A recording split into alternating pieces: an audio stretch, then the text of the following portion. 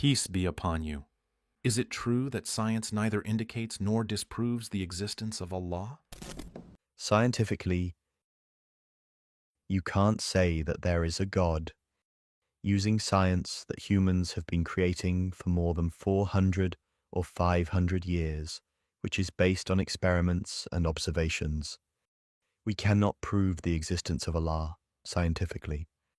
Science in itself, my brothers, mere science, does not prove or disprove Allah's existence. Let's discuss this carefully. Science is empirical knowledge, acquired by observation and experimentation. Observation includes studying phenomena, observing the mechanisms, probing the cellular and atomic worlds, as well as planets and galaxies, and discovering laws of science.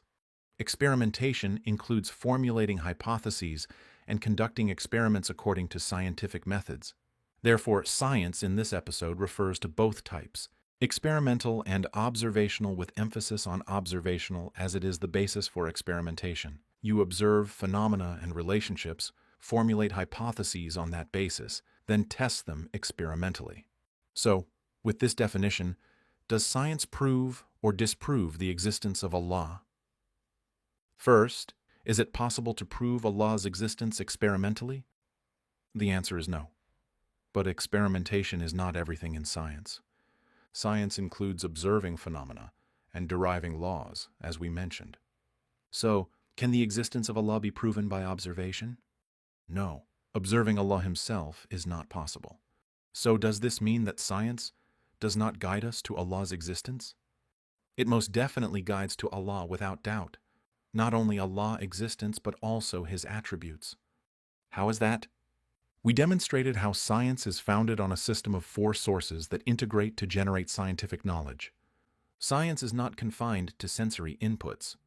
A human being is not merely a camera capturing images labeled as science, or a recorder preserving sounds that are then called science. Sense alone, dear viewers, does nothing. Using the mind, axioms, and previous research testimony, substantiated by evidence, is an integral part of science, as we've explained in detail. Britain's Science Council provided what it called the first official definition of science as follows: the pursuit of knowledge and understanding of the natural and social world following a systematic methodology based on evidence. Knowledge, understanding, methodology, and evidence are all terms that require the use of the mind. Thus, science is based on the mind.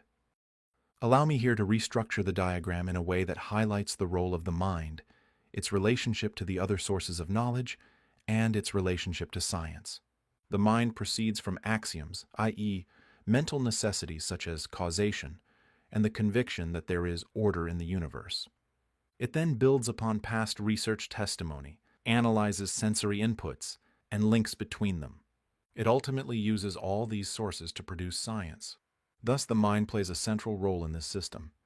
Science is only one of the forms of knowledge that depend on the mind. Knowledge is not only science. There are other aspects that reasonable people agree are part of knowledge even though they aren't included in the definition of science. Mathematics, for example, is a form of knowledge that depends on the mind, even though it is neither experimental nor observational. Rather, many experimental and observational sciences depend on it. Collaborated historical accounts are a form of knowledge, such as the existence of pharaonic, Persian, and Roman civilizations as proven by their remnants, collaborative accounts of their events and battles, and the consensus of history books on the details of their biography. Saying that these civilizations existed in the past is knowledge, even if it is not included in the definition of science. Moreover, in your daily life, you are certain that things exist, even though you did not observe or experience them firsthand, because of corroborative testimony, which left no room for doubts about their truth and accuracy.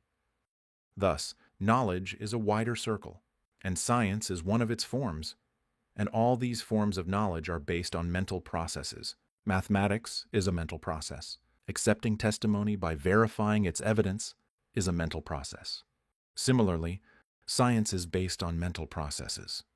Outside the circle of knowledge, there is only ignorance, delusion, suspicion, and misinformation. So, where will this mind, which is the basis for knowledge, lead us if we use it to analyze the observations of science? Let me remind you, dear viewers, about some of these observations. I will not go into detail about these observations now, as they were already explained in detail in previous episodes. This is just a brief reminder of the beauty, magnificence, and precision in answer to the question that we have been raising continuously.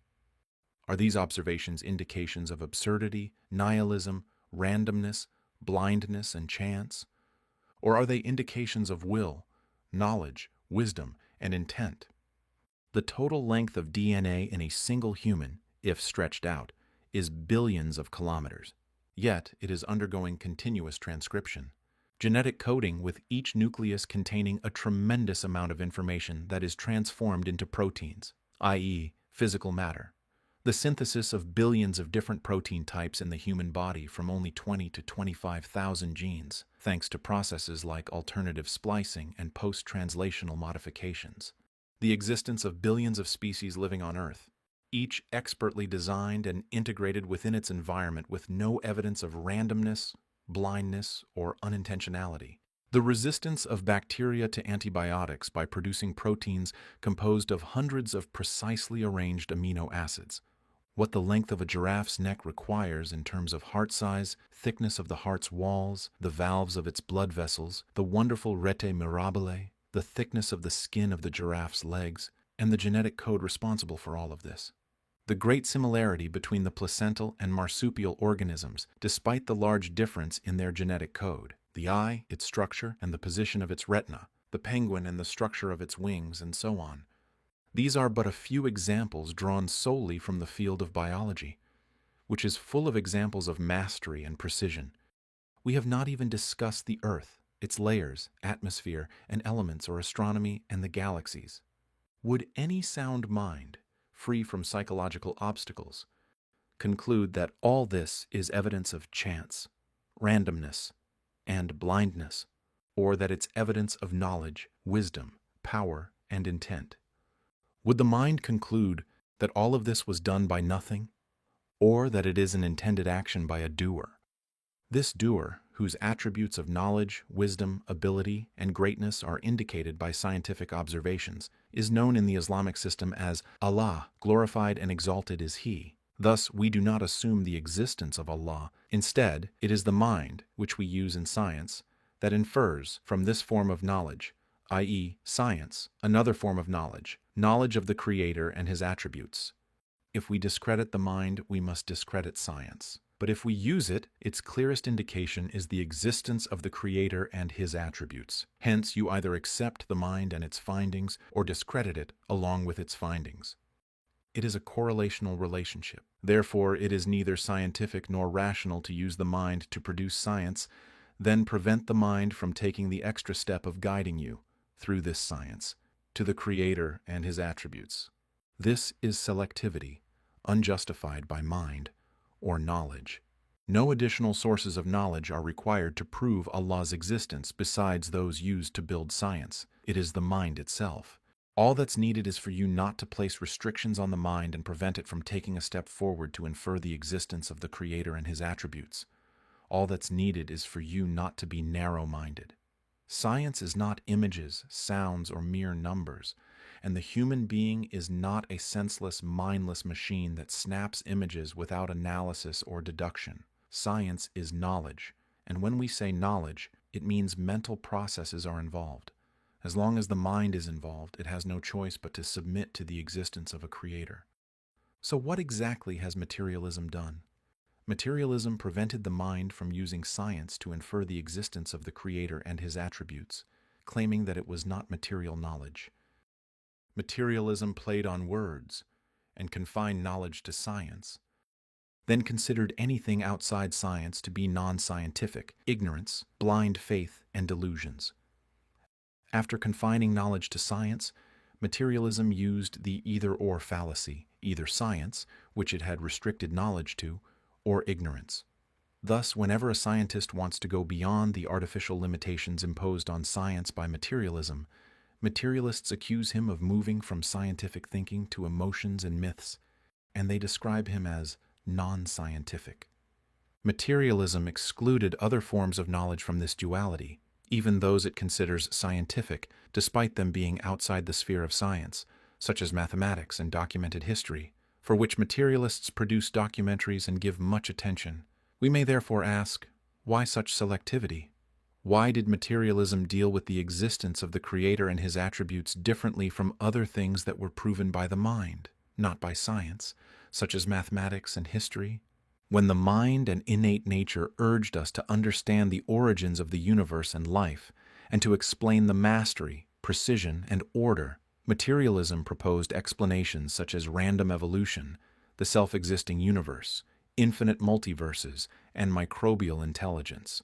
Materialism then shoved these explanations into the circle of science, even though they are neither material nor deduced by the mind. Instead, they contradict it. These explanations do not relate to knowledge in any way, nor are they within its circle. Rather, they stem from ignorance and delusions. Yet materialism proposed these explanations as an alternative to the existence of the Creator, which is true knowledge inferred by the mind. This is aside from what we previously discussed regarding materialism's annulment of all the sources of knowledge, on which science is based. Note how I insist on referring to it as science, or observational experimental knowledge, not knowledge, because the trap of materialism starts with limiting knowledge to science. When we understand this system and realize that the mind is at its core, we will know that deducing the Creator's existence is knowledge, knowledge supported by evidence, including science. Therefore, a person who deduces the existence of the Creator through science is someone who rejected the fake boundaries set up by materialism and allowed his mind to reach a higher level of knowledge above the limitations of observation.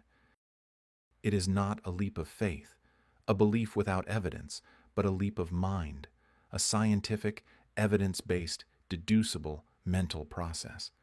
We have also shown how the sources of knowledge, including science, have no credibility outside the system of belief in a Creator.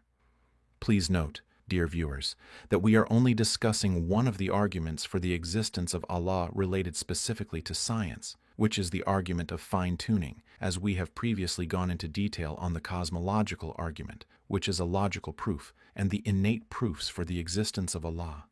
May Allah have mercy on Ibn Taymiyyah, who said, "The greater the need, the more generous Allah is in providing it." Mankind's greatest need is to know their Creator and His attributes, and thus He provided ample proof of His existence in the universal signs, the minds, and the innate nature. So if Allah and His attributes can definitely be deduced from science, why did many scientists not become believers? Is it because, as someone claims, Stephen Hawking is a great scientist, an exceptional scientist, but he is not a philosopher? I know what I'm saying. Nor is he a great theologist. Science in itself, my brothers, pure science, mere science does not prove nor disprove the existence of Allah. Do you know why? Because science is not metaphysics. It does not address what is beyond nature, if it believes in it in the first place. Science only addresses that which is observable. Therefore, all scientific facts can be used as premises for deductive analogy and reasoning to prove something, or maybe its opposite, depending on the scientific, theological philosophy, or metaphysical stance that the scientist holds. regardless of what the speaker meant, some may understand from his words that scientific observations in themselves are unbiased and do not prove anything, and that they simply get shaped according to the scientist's philosophy. Thus, the same scientific fact becomes open to multiple philosophical interpretations, allowing a believer to use it to support his faith, while an atheist uses it to support his atheism, as if the believer's mind guided him to the existence of Allah, while the atheist's mind guided him to deny Allah's existence. Our response, dear viewers, is that the mind cannot reach a conclusion and its opposite. The mind cannot conclude one thing and its opposite simultaneously. It cannot conclude that this universe is the result of wisdom, knowledge, and greatness, and that it is also the product of chance, randomness, and blindness. The philosophy of someone who concludes that there is no creator cannot be called scientific. It is not the mind that led him to this conclusion. Rather, this conclusion cancels the mind. But these scientists seem to be sane and intelligent, not crazy. So what leads them to such conclusions? What hinders their minds from deducing the Creator and His attributes? We discussed several reasons in previous episodes, such as psychological issues stemming from the behavior of the church, which led them to a false dilemma, a choice between a distorted form of religion or materialism, atheism, instead of seeking a belief system that aligns with the mind and the innate nature. Arrogance, vanity, and preference for the worldly life, fear of the dominant Darwinian lobby, or an attempt to gain its favor, and engagement in logical fallacies and psychological manipulation, such as the 15 fallacies we have exposed thus far. Just because a person is knowledgeable in their field does not mean they are unbiased or honest. It is not our concern to analyze why an atheist chooses atheism. What matters is not to lease our minds to anyone out of fascination with their titles and accomplishments, and to realize that their use of scientific observations to justify their atheism does not mean these observations truly point in that direction or that they are unbiased. These same observations inevitably guide the rational person, free from obstacles, directly to the Creator and His attributes. Therefore, our aim throughout the journey of certainty has been to give you the scientific facts plainly and clearly, so that you do not lease your mind to us or to the atheists, nor imitate us or them, but rather allow your minds to judge. Do these facts and natural observations prove randomness, coincidence, blindness, and nihilism? Or do they prove creation by a self-subsisting, all-knowing, wise, omnipotent, and mighty Creator? We explained how the Escherichia coli bacteria copied the gene it needed and inserted the copy in exactly the right place in its genetic material to give itself the ability to take in and metabolize citrate in very precise steps, very similar to genetic engineering. We showed how materialists completely reversed the inference to present it as an example of useful randomness, and how they turned examples of the greatness in creation, such as the retina, the penguin's wings, and the pelvic bones of the whale, into examples of flaws in design and vestigial organs. We showed how they explained the splendor and perfection in the cell by claiming that it may have come from alien seeding, i.e., that space aliens seeded life on Earth. We've seen the logical fallacies and forgeries they use in all of this. So, does such behavior prove that these scientific facts are subjective? Or does it prove what Allah says, what can be translated as? Say, observe what is in the heavens and earth, but of no avail will be signs or warners to a people who do not believe. You might say, you cite the Quran, but suppose I do not believe in it. I'll tell you that, in fact, I am using reality to prove to you the truth of the Quran. In our previous episodes, the scientific facts were made crystal clear to tell you. Now that you have seen the magnificence of these observations, what description should be given to those who use them to deny the Creator's existence except that of the Quran, and none but the unjust reject our signs?